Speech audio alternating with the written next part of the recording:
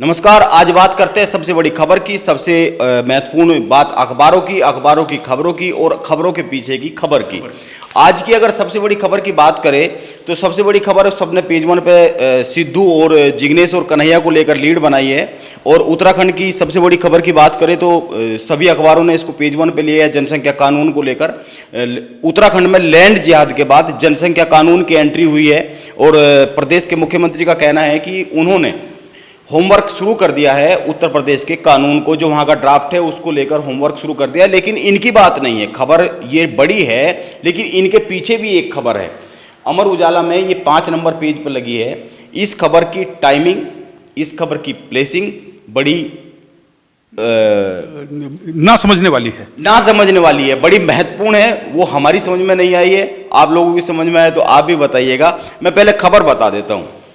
खबर ये है, खबर संबंधित है ऋषिकेश एम्स से। ऋषिकेश एम्स के जो डायरेक्टर है प्रोफेसर रविकांत, वो 13 सितंबर को रिटायर हो गए और अखबार है ये 28 सितंबर का। 28 सितंबर को 6 कॉलम की एक खबर लगती है और 6 कॉलम की खबर में ये है कि रविकांत के कार्यकाल में एम्स ने हासिल की उल्लेखनीय उपलब्धि।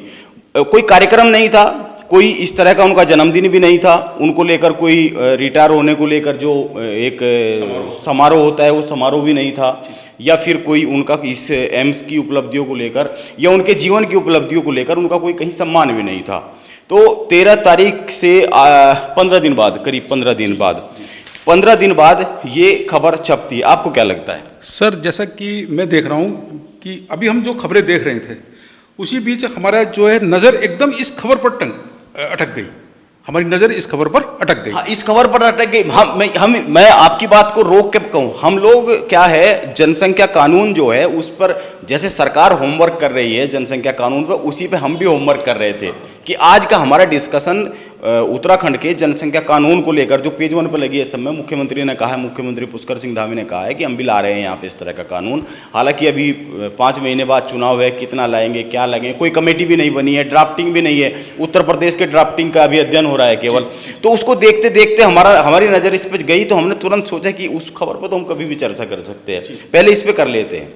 क्योंकि सर जब हम अखबारों में महत्वपूर्ण खबरों को देखते हैं तो उस दौरान हमारी एक नज़र उन खबरों पर भी पड़ती है जो गैर जरूरी दिखाई देती है, जो हमारी नज़र में गैर जरूरी होती हैं।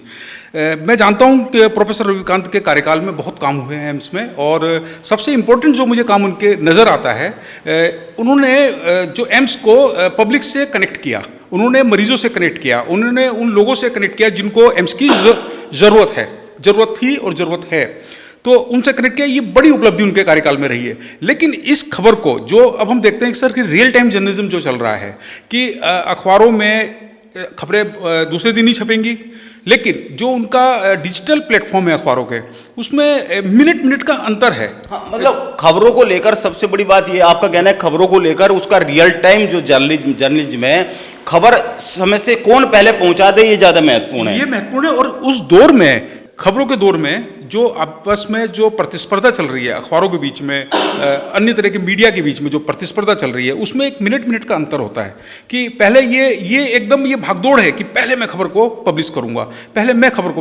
यही बात है सर। हाँ बिल्कुल, मतलब सवाल ये है कि खबर कैसे पहले पब्लिश, यानी कि इन्फॉर्मेशन पहले कैसे दी जाए और इन्फॉर्मेशन के साथ साथ उसमें एडिशनल जानकारी कैसे दी जाए। पर यह खबर पर हमारी नजर अटकने की वजह यही है कि ये 15 दिन बाद, जब इसकी कोई उपयोगिता अभी नजर नहीं आ रही है, तो ये खबर दिखाई दे रही है। और इसमें पूरे कार्यकाल के बारे में बताया गया है कि उन्होंने ये किया, उनके कार्यकाल में ये कार्य हुआ। नहीं, इसमें एक और खास बात है, मैं कुछ लाइनें पढ़ भी देता हूं। अगर मान लीजिए 15 दिन बाद एक खबर बनाई भी जा रही थी और ये 6 कॉलम ऊपर टॉप पर लगती है, लीड के भी ऊपर लगी हुई है। लीड तो भगत सिंह की प्रतिमा का लोकार्पण है। हालांकि इसके नीचे एक और खबर है, रोडवेज बसों में भटकते रहे यात्री, ये खबर है। हाँ, ये खबर है, लेकिन सबसे ऊपर लगाई गई है। इसकी मैं कुछ पंक्तियां बताता हूं। जैसे इसमें लिखा हुआ है कि एम्स प्रोफेसर रविकांत ने कार्यकाल में शुरू की जो बहुत सारी एयर एम्बुलेंस शुरू की और एम्स ने 3,60,000 लोगों के कोरोना रोधी टीकाकरण किया है और 16,000 मरीजों को स्वस्थ किया है। एम्स ने इस दौरान। मतलब मेरा कहना यह है कि अगर बहुत बड़ा काम किया है और बहुत ऐसी बातें हैं तो उस पर मुझे नहीं लगता उस तरह का होमवर्क भी है। और अगर रविकांत के बारे में ही बताना था तो फिर उस पर कम से कम काम तो कर लेते। इसमें और भी बहुत सारी चीज लिखी है, जैसे पर्वतीय राज्य उत्तराखंड में दुर्घटनाग्रस्त मरीजों के इलाज के लिए बेहतर इलाज की सुविधाएं नहीं थी, आज भी नहीं है। ये 2017 में जब ये आए बोले सुविधाएं नहीं थी, और उन्होंने इसे अपनी प्राथमिकता में शामिल करते हुए ट्रॉमा सेंटर शुरू किया और ऊंचाई के जो इलाके हैं उनमें हेली एम्बुलेंस सेवा शुरू की। तो कुल मिलाकर से इस खबर से तो ये लग रहा है कि एम्स के डायरेक्टर सर ने ही सारे काम किए हैं, सरकार का जो भूमिका है वो नगण्य है, जो मुझे दिख रहा है इसमें। बिल्कुल, कोविड को लेकर मुख्यमंत्री हो, देश के प्रधानमंत्री हो, उनके वो कहते रहते हैं हमने इतनी इस तरह की सुविधाएं पहुंचाई, समय पर इलाज दिलाया। और इसमें ओपीडी एम्स में हर माह 12,000 ओपीडी जो मरीजों का है उनका इलाज मिल रहा है। और ब्लैक फंगस के उपचार को लेकर प्रदेश भर में कीर्तिमान स्थापित किए, हालांकि ये नहीं लिखा है क्या कीर्तिमान स्थापित किए। और इसके अलावा और भी बहुत सारी चीजें लिखी है, लेकिन बहुत ऐसा नहीं है कि बहुत कीर्तिमान स्थापित किए और बहुत ऐसा अद्भुत कुछ हो गया हो। अगर अद्भुत कुछ हुआ भी है और 15 दिन बाद ये स्टोरी बनती भी है तो कम से कम अद्भुत तो निकाल लाते। सर ये चीजें तो सब छपती रही हैं, समय के साथ साथ छपती रही हैं, समय के साथ साथ ये प्रकाशित होती रही हैं, डिजिटल में भी हुआ है और अखबारों में भी हुआ है, प्रिंट में भी हुआ है। पर मुझे जो लगता है कि ये इंपॉर्टेंट खबर क्या थी कि रिटायरमेंट के 15 दिन बाद प्रोफेसर रविकांत का नया प्लान क्या है इस क्षेत्र में, और क्या नया प्लान है और वो क्या चाहते हैं, उत्तराखंड में क्या विशेष कर रहे हैं, और उत्तराखंड की स्वास्थ्य की चुनौतियां और उनके सोल्यूशन पर कोई बात हो सकती थी। जी जी, उनसे बात की जा सकती थी, उनके पास एक प्लान हो सकता है और इस तरह की वो अपनी सेवाएं भी उत्तराखंड में दे सकते हैं। अपने तजुर्बे को वो कहीं ना कहीं बताते, और उनका जो तजुर्बा है, उनका जो एक्सपीरियंस है, उनके अनुभव है, उनका जो ज्ञान है, उससे कोई ना कोई दूसरा भी प्रेरणा। और इस खबर की जो हम आगे की बात कर रहे हैं, प्रोफेसर रविकांत के भविष्य के जो प्लान की हम बात कर रहे हैं, वो मुझे लगता है ज्यादा महत्वपूर्ण है। दूसरा एक और चीज है, ये हमें बताया जाता है कि खबर की टाइमिंग बहुत ज़्यादा महत्वपूर्ण होती है। टाइमिंग के पीछे का एक कैलकुलेशन होता है। अब टाइमिंग तो इसकी कुछ समझ में नहीं आती, पीछे का कैलकुलेशन कुछ संपादक। ऐसा भी हो सकता है कि जब पहले हम लोगों ने 96-97 की जो मीडिया की मैं बात कर रहा हूँ, उस समय क्या होता था कि पहाड़ में रिपोर्टर खबर लिखते थे और दूसरे दिन प्रेस की गाड़ी जाती थी और प्रेस की गाड़ी में वो एक कागज़ में आता था लिखा हुआ, और वो आकर वो एक सेंटर होता था, उस सेंटर पर आकर वो खबरें टाइप होती थी और टाइप होने के बाद वो खबरें तीसरे चौथे दिन अखबार में प्लेस होती थी। हो सकता है कि ये भी उसी व्यवस्था का अंग हुआ हो और उन्हें रिपोर्टर ने 15 दिन पहले खबर लिखी हो और वो खबर जो है फिर टाइप हुई हो और फिर भूल गए हो कि कहाँ पढ़ी है और उसके बाद अचानक ध्यान आया, अरे ये खबर दिख रही है, छाप दो। मतलब लेकिन इसकी पहली लाइन लिखी है 13 सितंबर को एम्स के पूर्व निदेशक प्रोफेसर रविकांत बेहद सादगी के साथ संस्थान से सेवानिवृत्त हो गए। मुझे लग रहा है सर ये मुझे लग रहा है ये बैकलॉग में पड़ी हुई खबर है, अचानक इस पर निगाह पड़ी, क्योंकि बैकलॉग पे आपने देखा होगा कि सर अखबार के दफ्तरों में बैकलॉग में बहुत खबरें पड़ी होती है, संपादक जी बार बार डांटते रहते हैं कि ये खबर क्यों नहीं लगा रहे। लेकिन बैकलॉग सॉफ्ट स्टोरियों का बनता है, हार्ड स्टोरियों का नहीं।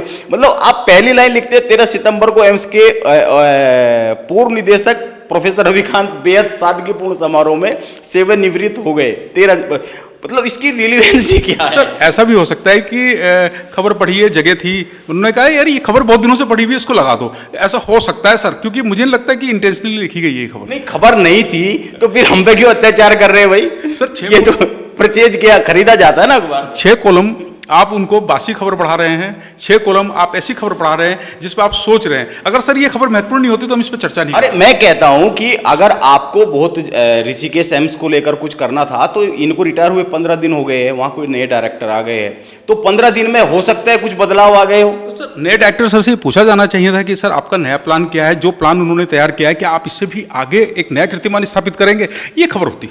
हाँ, ये बिल्कुल आप बिल्कुल राजेश जी सही कह रहे हैं कि पुराने डायरेक्टर साहब चले गए, नए डायरेक्टर साहब आए हैं, तो उनका क्या प्लान है? इस खबर में सर एक सिंगल कॉलम और लगा हुआ है जिसको हम इंसेट के तौर पे कह सकते हैं कि पूर्व निदेशक की ये आस रह गई अधूरी, तो क्या नए डायरेक्टर सर इस आस को पूरा करेंगे सर?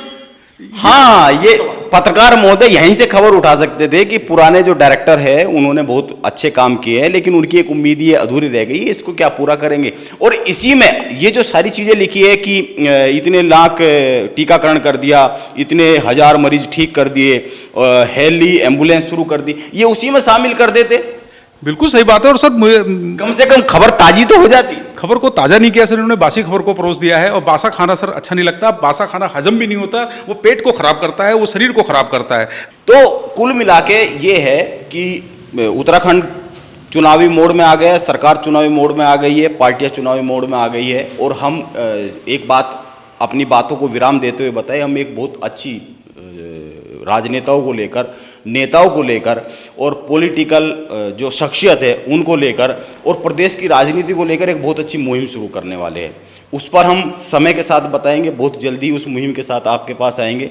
राजेश जी का चेहरा खिल रहा है मुहिम को लेकर, तो उस मुहिम के साथ आएंगे। और ये जो खबर है, उस दिन की खबर, उस दिन का अखबार, उस दिन की सबसे बड़ी हेडलाइन, उस दिन की सबसे बड़ी सुर्खी, इस पे हम बात करते रहेंगे।